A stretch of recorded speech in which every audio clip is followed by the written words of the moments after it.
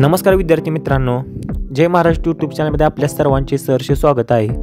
आजच्या व्हिडिओमध्ये आपण MSF मध्ये कार्यरत असणाऱ्या सुरक्षाकर्मींना किती तास ड्युटी असते, उमेदवारांनी किती तास कर्तव्य बजावायचे आहे, हे कोण ठरवते, 8 तासांपेक्षा जास्त कर्तव्य करावे लागल्यास त्या संबंधित नियम काय आहे, याबद्दल संपूर्ण महत्त्वपूर्ण माहिती पाहणार आहोत। मुंबई पोलीस आयुक्तालयासाठी उमेदवारांची नेमणूक दिल्यापासून अनेक उमेदवारांनी हा प्रश्न विचारला होता। त्याबद्दलच महत्त्वपूर्ण माहिती आपण आजच्या व्हिडिओमध्ये पाहणार आहोत। त्यामुळे व्हिडिओ स्किप न करता पहा आणि व्हिडिओला शेअर देखील करा, जेणेकरून इतर सुरक्षाकर्मींपर्यंत देखील ही महत्त्वपूर्ण अपडेट पोहोचेल।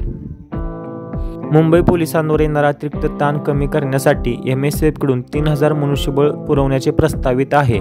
आतापर्यंत 1700 पेक्षा जास्त मनुष्यबळ MSF मार्फत पुरवण्यात आलेले आहे। बृहन्मुंबई पोलीस आयुक्तालयाच्या 5 प्रादेशिक विभागातील पोलीस स्टेशनमध्ये आवश्यकतेनुसार उमेदवारांना नियुक्ती देण्यात आलेली आहे। नियुक्ती मिळाल्यानंतर अनेक उमेदवारांना 12 तास कर्तव्य बजावावे लागले होते।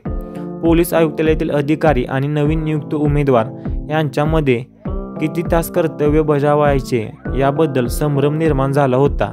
नवीन नियुक्त उमेदवारांना 8 तासांपेक्षा जास्त काळ केलेल्या कामाचा मोबदला भेटणार का किंवा अतिरिक्त रजा दिली जाईल याबद्दल विचारणा करण्यात येत होती।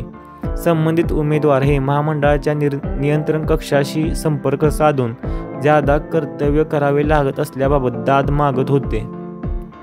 त्याबद्दल महामंडळाने GR प्रसिद्ध करून स्पष्टपणे सांगितलेले आहे की MSF आणि बृहन्मुंबई पोलीस आयुक्तालय यांच्यामध्ये झालेल्या करारनाम्यामध्ये संबंधित सुरक्षाकर्मी यांना तिन्ही सत्रात प्रत्येकी 8 तासांपेक्षा अधिक दैनंदिन कर्तव्य देण्यात येऊ नये असे नमूद केलेले आहे। 8 तासापेक्षा अधिक कर्तव्य देण्यात आल्यास मिनिमम वॅगेज ॲक्ट 1948 सेक्शन 14 नुसार ज्यादा बजावलेल्या कर्तव्याचा कालावधीचा दुप्पट मोबदला आकारण्यात येईल असे नमूद केले आहे। MSF कडे असणाऱ्या प्रत्येक आस्थापनेमध्ये सुरक्षाकर्मींना 8 तास ड्युटी देण्यात येते। जर अतिरिक्त ड्युटी करावी लागल्यास उमेदवारांना त्या बदल्यात मोबदला किंवा अतिरिक्त रजा देण्यात येते। हे पूर्णपणे आस्थापना आणि महामंडळ यामध्ये झालेल्या करारावर अवलंबून असते। त्यामुळे काही आस्थापनेवर IP दिला जातो तर काही आस्थापनेमध्ये IP भेटत नाही। सुरक्षाकर्मींना IP देण्यात यावे की नाही हे पूर्णपणे आस्थापनेवर अवलंबून असते। जर संबंधित आस्थापनेला तशी आवश्यकता वाटली तर ते महामंडळाशी चर्चा करून संबंधित निर्णय घेतात।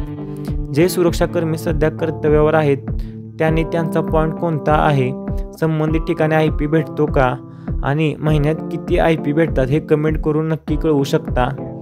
MSF संदर्भात अजून देखील कोणत्याही शंका असतील तर कमेंट बॉक्समध्ये कमेंट करा। मी तुमच्या प्रश्नाचे उत्तर देण्याचा नक्कीच प्रयत्न करेन। अधिक माहितीसाठी डिस्क्रिप्शन बॉक्समध्ये दिलेला आपला टेलिग्राम चॅनेल आणि व्हॉट्सअप चॅनेल जॉईन करा। आपल्या इंस्टाग्राम अकाउंटला देखील फॉलो करा, त्याची देखील लिंक व्हिडिओच्या डिस्क्रिप्शन बॉक्समध्ये दिलेली आहे। अशीच महत्त्वपूर्ण माहिती आणि अपडेट लवकरात लवकर मिळवण्यासाठी जय महाराष्ट्र यूट्यूब चॅनेलला सबस्क्राईब करा। तुम्हाला सबस्क्राईब करण्यासाठी एक क्लिक पुरेसे आहे, मात्र त्याने आपल्या चॅनेलला मोठ्या प्रमाणात मदत होणार आहे। त्यामुळे सबस्क्राईब करायला विसरू नका।